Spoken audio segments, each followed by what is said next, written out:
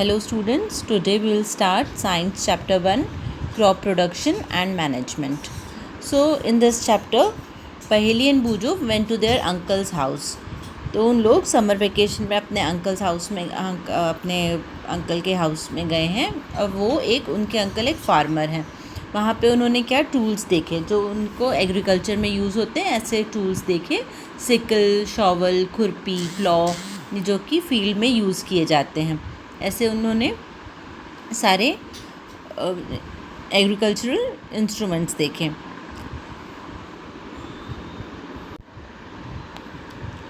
So we know that you have learned that all living organisms require food.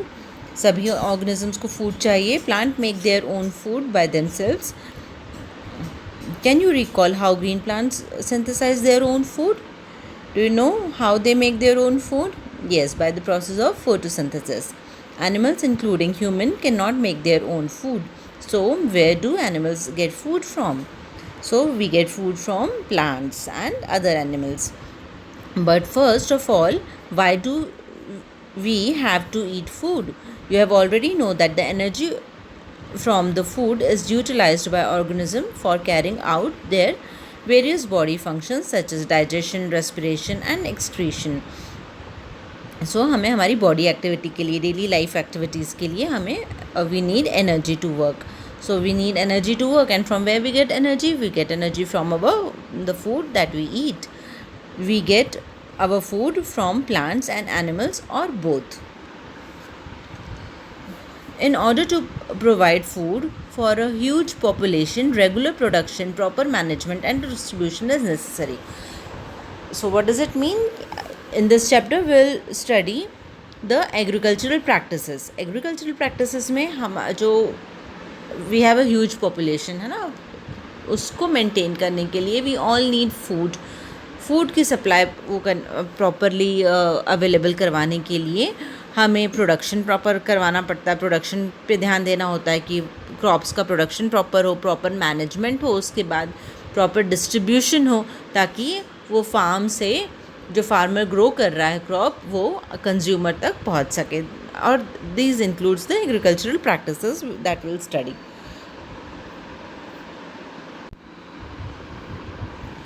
सो ये बताया है कि पहले के ज़माने में जब लोग नोमैडिक थे उस टाइम क्या करते थे, लोग एक जगह से दूसरी जगह घूमते थे in search of food and shelter. उन्हें क्या चाहिए होता, फूड चाहिए होता था, इसलिए एक जगह से दूसरी जगह वो ट्रैवल करते थे. तब वो क्या खाते थे? They ate raw fruits and vegetables. तब वो कच्चे फ्रूट्स और वेजिटेबल्स को खाते थे. धीरे धीरे उन्होंने एनिमल हंटिंग स्टार्ट किया फॉर फूड, एंड बाद में उन्होंने कल्टिवेशन स्टार्ट किया, उन्होंने खेती चालू की, and they produced rice, wheat and other food crops. इसी तरह से एग्रीकल्चर का स्टार्टिंग हुआ. So when plants of the same kind are cultivated at one place on a large scale is called a crop. तो crop क्या होता है? crop वो होता है जब हम एक ही टाइप के प्लांट को उगाते हैं एक ही फील्ड में लेकिन बहुत ज़्यादा नंबर में. ठीक है, जैसे वीट की हमने क्रॉप लगाई है, जैसे हमने राइस की क्रॉप लगाई, सीरियल्स की, वेजिटेबल्स की, तो हम उसको क्रॉप बोलते हैं. जो भी हम खेती करते हैं जिस भी चीज़ को, उसका प्रोडक्शन लार्ज स्केल पे करते हैं, बहुत सारे जगह पे हम एक ही टाइप की क्रॉप को ग्रो करते हैं. This is called a crop. You have already know that the crops are of different types like cereals, vegetables and fruits. ये क्रॉप फ्रूट्स की भी हो सकती है कि हमने फ्रूट्स ही लगाए हैं बहुत सारे, तो that is also a crop. These can be classified on the basis of the season in which they grow. अब क्रॉप काय पे डिपेंड करता है कि कौन सा सीज़न है और कौन सी क्रॉप ग्रो करेगी, है ना. अब हर सीज़न में हर क्रॉप तो ग्रो नहीं करती. फॉर एग्ज़ाम्पल वीट है, वीट को हम वीट का सोइंग का भी एक सीज़न होता है, फिर उसका कटिंग का एक सीज़न होता है, फिर हमें वीट का न्यू वीट का क्रॉप आता है मार्केट में, है ना. तो वो एक हर साल एक डेफिनेट टाइम पे आएगा कि मार्च में, अप्रैल में वीट का क्रॉप हमें मिलना है. So this is fixed. So depending on the climatic condition like temperature, humidity, rainfall vary from one region to another. Accordingly, there is a rich variety of crop grown in different parts of country. ठीक है, अब हर जगह की crop अलग अलग grow होती है. जैसे यहाँ पे हम गेहूँ ज़्यादा ग्रो करते हैं, साउथ में और वेस्ट बंगाल साइड वो वहाँ पे राइस का कल्टीवेशन ज़्यादा होता है। सो वहाँ की अलग अलग climatic condition, temperature, humidity level होती है, इसलिए क्रॉप अलग अलग टाइप की वहाँ पे ग्रो की जाती हैं। So there are 2 types of crop growing patterns. First is kharif crop. तो खरीफ क्रॉप क्या होती है? The crop which are sown in rainy season are called kharif crop. For example rice, maize, soybean, groundnut. तो ये जो रेनी सीजन में हम उसको सो करते हैं, यानी हम उसकी बीज डालते हैं, हम उसको सोइंग की जाती है, that crop is called the kharif crop. Rainy season in India generally from June to सितंबर रेनी सीजन होता है। यहाँ पे हम paddy crop, paddy means rice, maize, soybean, groundnut and cotton are the kharif crops. Second type of crop is rabi crop. तो rabi crop क्या होती है? Crops are grown in winter season. अभी हमने लगा दी खरीफ वाली क्रॉप, उसके बाद आएगा अक्टूबर टू मार्च में होगा रबी क्रॉप्स का time, are the rabi crops. Example of rabi crops are wheat, gram, pea, mustard and linseeds. So ये टाइप के मस्टर्ड हुआ, ग्राम हुआ, पी, व्हीट, ये सारी क्रॉप्स होती हैं, वो रबी क्रॉप्स होती हैं। Beside these pulses and vegetables are grown during summer at many times. अब पल्सेस और वेजिटेबल्स तो हमें साल भर मिलते हैं, तो वेजिटेबल्स तो किसान लगाते ही हैं, और पल्सेस यानी चना और ये सारी चीज़ें भी समर में लगाई जाती हैं। The basic practice of crop production. तो जो basic practice of crop production है वो कैसे होती है? कल्टीवेशन की एक एक स्टेप होती है ना, तो हम उन सारी स्टेप को 1 by 1 पढ़ेंगे। The agricultural practices are listed below. तो पहली स्टेप क्या होती है? Preparation of soil. Second is sowing, addition manure to the fertilisers, irrigation, protecting from weeds, harvesting and storage. तो ये सारी चीज़ें होती हैं कि हम पहले 1 by 1 एक एक चीज़ को फॉलो करते हैं, तब हमारा इस तरह से हमें एक क्रॉप मिलती है। तो first is the preparation of soil. So what they do in the preparation of soil? Preparation of soil में क्या करना पड़ता है? तो उसमें आपको सॉइल को टिल्ट करना पड़ता है। सॉइल ऐसी ही पड़ी हो रहती है, तो उसको यूनिफॉर्म करना पड़ता है। Preparation of soil is the first step before growing the crop. One of the most important task in agriculture is to turn the soil and loosen it. तो उसको क्या करते हैं? टर्न करते हैं और लूज़ करते हैं, उसको एक जैसा करते हैं। This allow the soil to penetrate deep, roots to penetrate deep into the soil. और इससे क्या होता है कि जो हम सीड डालते हैं ना, उसकी रूट्स जब ग्रो करती हैं तो वो डीप इनटू द सॉइल जाती हैं, वो प्रॉपरली रूटेड हो जाता है वो plant. The loosen soil allows root to breathe easily. ठीक है, रूट्स क्या जब ग्रो होती हैं तो जो लूज सॉइल होती है वहाँ पे एयर का वेंटिलेशन प्रॉपर होता है, एयर की अवेलेबिलिटी प्रॉपर होती है, जिससे रूट्स को प्रॉपरली ब्रीदिंग स्पेस मिलता है। Easily even they go deep into the soil. Why does the loosen soil allows the roots to breathe easily? अब लूजन सॉइल क्यों अलाउ करता है? क्योंकि उसमें क्या हम पानी डालते हैं, तो जब लूज सॉइल है तो वो धीरे धीरे पानी नीचे चला जाएगा, अंडरग्राउंड में चला जाएगा, है ना। लेकिन अगर आपकी सॉइल लूज़ नहीं है तो उसमें क्या होता है? पानी ऊपर ही रह जाता है। तो पानी क्योंकि जम जाएगा, तो पानी तो हम इरिगेशन तो करना पड़ेगा ना, अगर हमने एक बार सोइंग कर दी है तो उस टाइम पे हमें उसको प्रॉपरली पानी, ताकि नीचे जा पाए, रूट्स को मिल पाए और ऊपर जमा ना हो जाए, जिससे फिर रूट्स को अगर एयर नहीं मिलेगी, पानी जम गया है तो एयर नहीं मिलेगी, तो प्लांट हमारा ख़राब हो जाता है, प्लांट ग्रो नहीं कर पाता। The loosen soil help in the growth of earthworms and microbes present in the soil. These organisms are friends of farmer. अब ये बहुत इंपॉर्टेंट है। earthworm and जो microbes रहते हैं वो soil को वो भी लूज़ करते हैं, and they are the friends of farmers. क्यों होते हैं? क्योंकि वो सॉइल की क्वालिटी मेंटेन करके रखते हैं, वो सॉइल को पोरस करते हैं, वो सॉइल को टिल्ट करते हैं, वो सॉइल में एयर का वेंटिलेशन प्रॉपर बना के रखते हैं, ठीक है, and add humus to it. और इसके जो वो पत्तियाँ या कुछ ऐसे छोटे छोटे वो जो खा लेते हैं, तो उससे वो ह्यूमस क्रिएट करते हैं। Okay, they add humus to soil. इससे ह्यूमस से क्या होता है? नेचुरल फर्टिलाइज़र होता है ह्यूमस। ओके, तो उससे हमारी सॉइल प्रोडक्शन अच्छा होता है।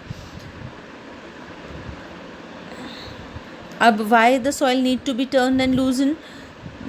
Have you learned that in previous class? You have learned in the previous classes that soil contain minerals, water, air, and some living organisms. In addition, dead plants and animals get decomposed by soil organisms. In this way, various nutrients in the dead organisms are released back into the soil. These nutrients are again absorbed by the plants. अब क्या होता है, ये nutrients वापस से absorb हो जाते हैं plants के थ्रू, अगर सॉइल लूजेंड है और प्रॉपरली उसको टर्न आउट किया गया है, टर्नड है तो. Since only a few centimeters of top layer of soil support the plant growth, turning and loosening of soil brings the nutrient-rich soil to the top, so the plants can use these nutrients. अब क्या होता है, कहीं ऊपर नीचे करने से तो जहाँ की सॉइल यूज़ नहीं है, जहाँ का न्यूट्रिएंट्स यूज़ नहीं है, तो वो भी प्लांट्स को मिल जाता है यूज़ करने के लिए. नीचे वाली सॉइल है वो प्लांट्स को मिली ही नहीं है वहाँ के न्यूट्रिएंट्स एब्जॉर्ब करने के लिए. तो अगर हम जो टिल्टिंग करेंगे, अप एंड लूजनिंग करेंगे, उससे प्लांट को सॉइल मिलेगी जो कि रिच इन न्यूट्रिएंट्स है. The process of loosening and turning is called tilling and ploughing. This is done by using plough. Plows are made up of wood and iron or iron. If the soil is very dry, it may need watering before the plowing. अब ploughing करने से पहले, यानी हम उसको जोतना बोलते हैं, तो जोतने से पहले थोड़ा सा अगर सॉइल बहुत ही ड्राई है तो वो प्रॉपरली नहीं हो पाएगा, प्लॉइंग नहीं हो पाएगी, इसलिए थोड़ा सा उसको इरिगेशन की भी, वाटरिंग की भी ज़रूरत होती है. इरिगेशन तो हम पानी देते हैं प्लांट्स को, but watering is the soil को हम पानी देते हैं उसको, that is called watering. Big clumps of soil called crumbs. अब जो बड़े बड़े सॉइल ऐसे पत्थर के फॉर्म में हो जाता है ना, ऐसे जमा हो जाते, बहुत बड़े बड़े ऐसे सॉइल के वो बन जाते हैं, पीसेस बन जाते हैं. These are called the crumbs. It is necessary to break these crumbs. Leveling the field is beneficial for sowing as well as for irrigation. Leveling of soil is done with the help of a leveler. अब levelling भी करना पड़ता है. Okay, इसके बाद हमने वो plough तो कर दिया and then levelling is done, जिससे वो एक जैसा हो जाए, उसका सरफेस एक तरीके से एक सिमेट्रिकल हो जाए. Sometime manure is added to the soil before tilling.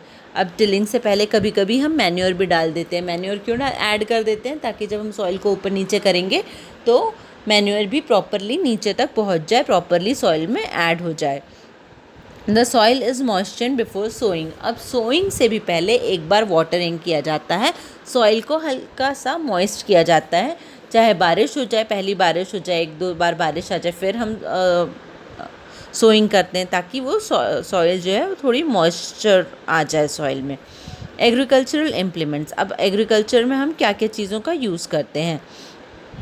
Before sowing seeds it is necessary to break down clumps to get better yield. This is done with the help of various tools.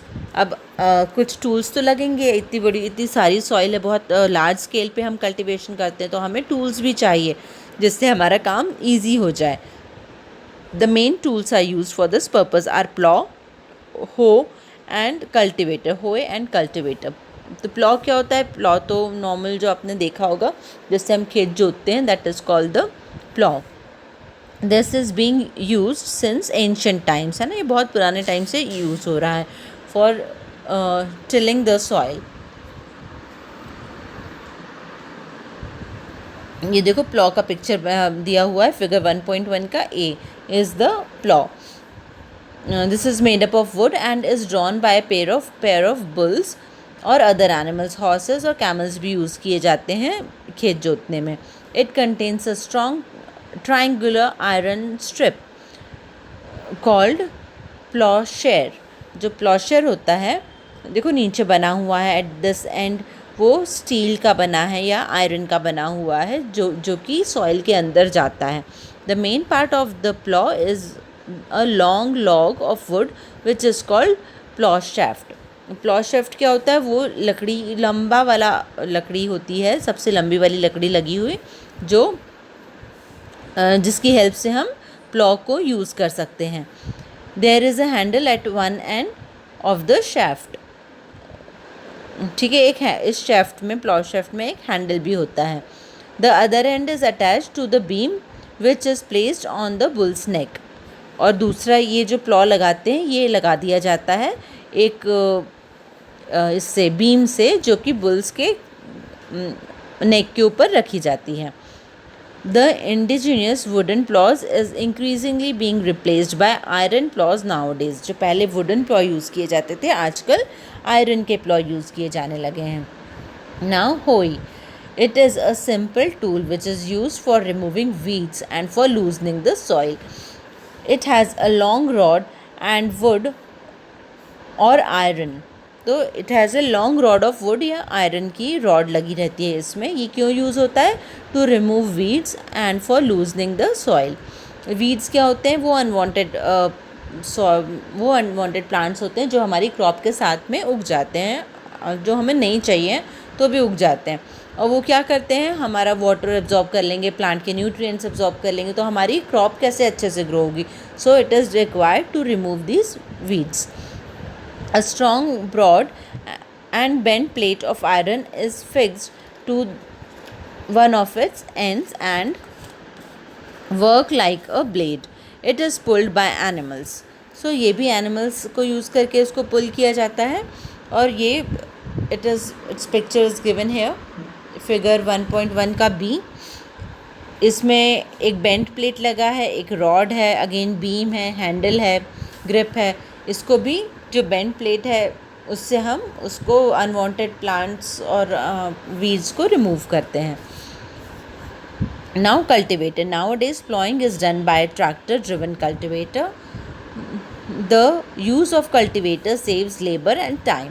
तो ये cultivator जो use हम करते हैं इससे हमारा time भी बचता है, हमारी मेहनत भी बचती है। Now sowing, sowing is an important part of the crop production. Before sowing, good quality, clean and healthy seeds of good variety are selected।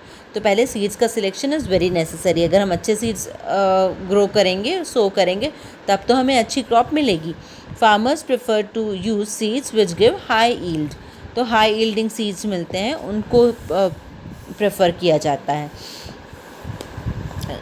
So how will select the seeds are good? In activity 1.1, they took a beaker and fill it half with water.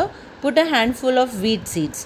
ठीक है, एक beaker लेना है, उसमें पानी भरना है और उसमें एक मुट्ठी आपको वीट के दाने सीड्स डालने हैं। सो वेट फॉर सम टाइम, पहले उसको घुला लो अच्छे से और थोड़ी देर रख दो उसको वैसे। So what will you observe? जो सीड ऊपर आ जाएंगे, ऊपर फ्लोट करते रहेंगे, वो सीड्स अच्छे नहीं है। बट जो सीड्स नीचे बैठ गए हैं, those are the good seeds, healthier seeds. This is a good method for the separating good and healthy seeds from the damaged ones. Before sowing, one of the important task is to know about the tools use for sowing. अब तो ये तो seeds का selection हो गया। Now will learn the traditional tools. Traditional tools क्या होते हैं वो हम पढ़ेंगे। The tools use traditionally for sowing seeds is shaped like a funnel. तो ये तो हाथ से बना हुआ था, ये एक फनल के फॉर्म में होता है। देखो फिगर 1.2 का ए है, इसमें दिया हुआ है उन्होंने फनल। देखो दो फार्मर्स हैं, they are using this funnel like structure and they are putting seeds into it. The seeds are filled into the funnel, passed down through 2 or 3 pipes having a sharp end. These ends pierce into the soil and place seeds there. अब ये जो ends रहते हैं, ये sharpen ends रहते हैं जिससे seeds अंदर तक चले जाते हैं। Seed driller, so seed driller का फिगर दिया हुआ है, फिगर 1.2 का 20 is the seed drill. Seed drill से क्या होता है? Nowadays seed drill is use for sowing. तो ये था ट्रेडिशनल जो अभी हमने फनल शेप देखा, लेकिन अब ये जो सीड ड्रिल आ गया है, this is the modern way of doing the sowing. This sows the seeds uniformly with equal distance and depth. It ensures that seed get covered with the soil after sowing. This protects seeds from being eaten by the birds. Sowing by using seed drill save time and labor. Again the seed drill की बात जो कर रहे हैं हम, it also जैसे cultivator था हमारा, वैसे ही सीड ड्रिल है जो कि हमारा टाइम और लेबर सेव कर रहा है। ये सीड्स को प्रॉपर डिस्टेंस पे और प्रॉपर डेप्थ पे प्लेस करता है, ठीक है, और उसके ऊपर वापस से सॉइल भी डाल देता है। तो सॉइल भी उसके ऊपर है, ये भी इंश्योर करता है। तो क्योंकि सॉइल सीड के ऊपर आ जाती है, इसलिए बर्ड्स उसको नहीं खाते हैं। सो हमारी सोइंग प्रॉपरली हो जाती है। Appropriate distance between the seed is necessary to avoid overcrowding of plants। तो अगर हम सीड्स के बीच में प्रॉपर डिस्टेंस मेंटेन नहीं करेंगे और सीड्स एक ही जगह पे बहुत सारे सीड्स हो गए हैं, तो उससे क्या हो जाएगा कि हमारा जो प्लांट तो उगेगा लेकिन अच्छे से नहीं उगेगा। यानी सभी एक जगह पे हैं, एक ही जगह पे, एक ही स्पॉट पे बहुत सारे सीड्स हैं, तो क्या हो जाएगा कि उनको सफिशिएंट सनलाइट नहीं मिल पाएगी, न्यूट्रिएंट्स कम पड़ जाएगा, वाटर कम पड़ेगा। At times a few plants may have to be removed to prevent overcrowding। कभी कभी क्या होता है, ओवरक्राउडिंग हो जाती है, इसलिए हमें फिर कुछ प्लांट्स को हटाना पड़ता है वहाँ से। ठीक है, ओवर क्राउडिंग से क्या होता है, फिर सारे प्लांट्स को properly sunlight, nutrient and water नहीं मिल पाता और इससे हमारी ईल्ड जो है वो कम हो जाती है, क्योंकि अगर उसको प्रॉपर न्यूट्रिशन नहीं मिलेगा तो ग्रोथ भी प्रॉपर नहीं होगी। Adding manure and fertilizers। So when we add manures and fertilizers, तो क्या होता है, by adding manures and fertilizers हमारी क्रॉप अच्छे से ग्रो करती है ना। तो मैन्योर और फर्टिलाइज़र में क्या डिफरेंस है? तो मैन्योर क्या होता है, मैन्योर होता है जो प्लांट से ऑर्गेनिकली हम घर में ही प्रोड्यूस कर सकते हैं, वो मैन्योर होता है कि डिके ऑफ प्लांट्स, उसमें हमने काउ डंग डाला एंड इस तरह से जो फील्ड में फार्मर बनाता है, that is the manure using cow dung and dead decaying plants, vegetables, ये सब वो डाल के जो बनाता है, that is the manure. And fertilisers are the chemicals. Fertilisers chemicals होते हैं जिससे और वो भी प्रॉपर होते हैं फर्टिलाइज़र्स, मतलब आपको जिस चीज़ की डेफिशिएंसी आपके सॉइल में, वो ही वाले फर्टिलाइज़र्स होते हैं। अगर आप गलत फर्टिलाइज़र डाल दोगे तो आपकी सॉइल और ख़राब हो जाएगी, है ना, ये आपके सॉइल को नुकसान भी करते हैं। But manures are the organic substance होते हैं जो कि आपके सॉइल को बिल्कुल हार्म नहीं करते, लेकिन इसका प्रोडक्शन इतना अच्छा नहीं होता जितना फर्टिलाइज़र का होता है, क्योंकि फर्टिलाइज़र तो हमको पता है, हमने सॉइल का टेस्ट किया है, जो हमें चाहिए वो हम लेके आए, प्रॉपर अमाउंट में डाल रहे हैं, तो उस हमारे सॉइल को, हमारे क्रॉप को एकदम राइट क्वांटिटी में उसका न्यूट्रिशन मिलता है। लेकिन अगर हम बात करें मैन्योर्स की, तो मैन्योर्स में तो हमने ऑर्गेनिकली ग्रो किया वाली चीज़ है, ऑर्गेनिकली बनाया गया है, तो उसमें क्या होता है, उसमें सारे न्यूट्रिएंट्स का मिक्स है। लेकिन हमारी सॉइल को अगर एक ही न्यूट्रिशन की बहुत ज़्यादा डेफिशिएंसी है तो वो उसको फुलफ़िल नहीं कर पाएगा, वो थोड़ा उसको नॉर्मलाइज़ कर देगा, थोड़ा उसको ठीक कर देगा, लेकिन एकदम ही उसकी जो रिक्वायरमेंट है वो फुलफ़िल नहीं कर पाएगा। हमारी क्रॉप अच्छी तो होगी लेकिन बहुत अच्छी नहीं हो पाएगी। इनफैक्ट जो फर्टिलाइज़र्स होते हैं उससे क्रॉप्स तो बहुत अच्छी होती हैं, लेकिन ज़्यादा यूज़ करने से, ज़्यादा केमिकल्स हमारी सॉइल में यूज़ करने से उसके हमारी सॉइल का पीएच लेवल ख़राब हो जाता है, हमारी सॉइल की क्वालिटी ख़राब हो जाती है, प्लस वो जो प्लांट्स में केमिकली ग्रो कर रहे हैं ना हम, तो उसके भी प्लांट्स में और उसके सीड्स में साइड इफ़ेक्ट्स आते हैं। तो फर्टिलाइज़र्स आर बहुत सोच समझ के यूज़ किया जाना चाहिए, जितनी क्वांटिटी में प्रिस्क्राइब्ड है, जितनी क्वांटिटी में आपको बताया गया है, सॉइल टेस्ट करवाने के बाद ही यूज़ करना चाहिए।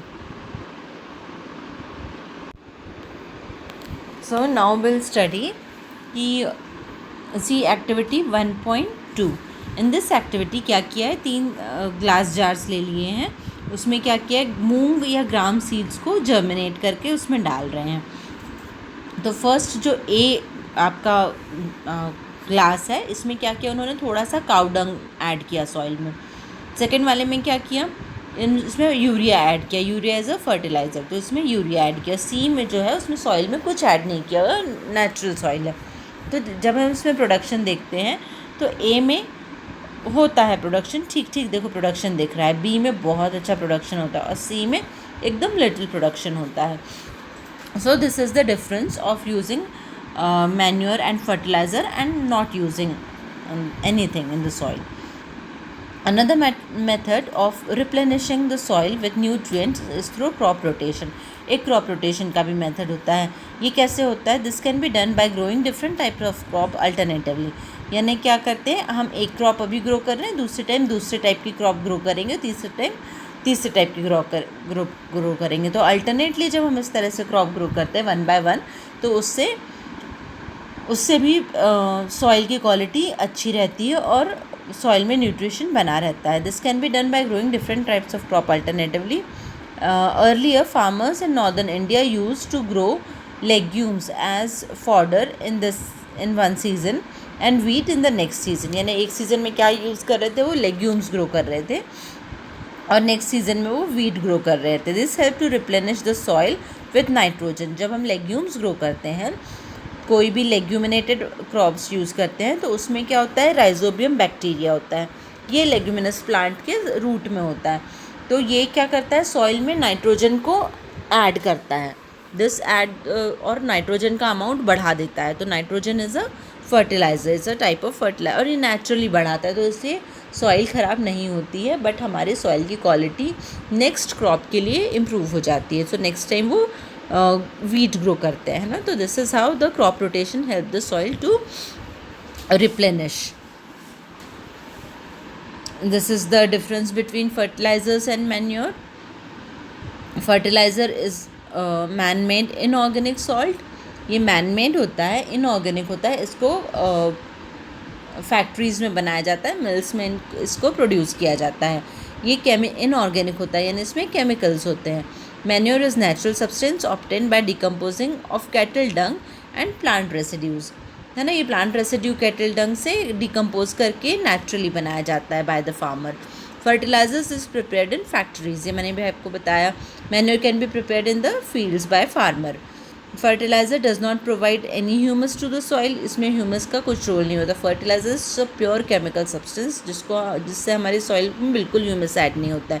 बट मैन्योर प्रोवाइड ह्यूमस, और जो भी ह्यूमस वाली चीज़ है ना, इसमें अर्थ फॉर्म्स सब अच्छे से वर्क करते हैं. तो they help the soil to aerate properly, है ना. तो इसमें this because they provide humus to the soil. Manure provide humus. Fertilizers are very rich in plant nutrition like nitrogen, phosphorus and potassium. Manure is relatively less rich in plant nutrition. Manure में क्या होता है, सबका mix होता है, तो वो plant nutrition में बहुत ज़्यादा अच्छा नहीं होता, नॉर्मल होता है, हेल्प करता है प्लांट को ग्रो करने के लिए. लेकिन फर्टिलाइजर्स आर प्योरली वो ही होते हैं, नाइट्रोजन, फॉस्फोरस एंड पोटेशियम ही होते हैं. उसमें और कुछ होता ही नहीं, यही चीज़ें होती हैं, डायरेक्ट केमिकल्स ही होते हैं ये.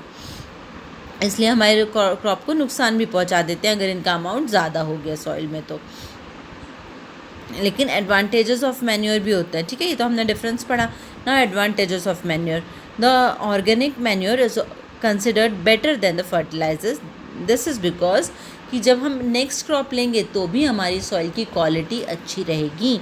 It enhances the water holding capacity of soil, क्योंकि ह्यूमस है, ह्यूमस से वाटर होल्डिंग कैपेसिटी बढ़ जाती है. It makes the soil porous, due to which exchange of gases become easy. It increases the number of friendly microbes and it improves the texture of soil. So अभी हम इतना ही पढ़ेंगे. Next video will study further about this chapter. Thank you.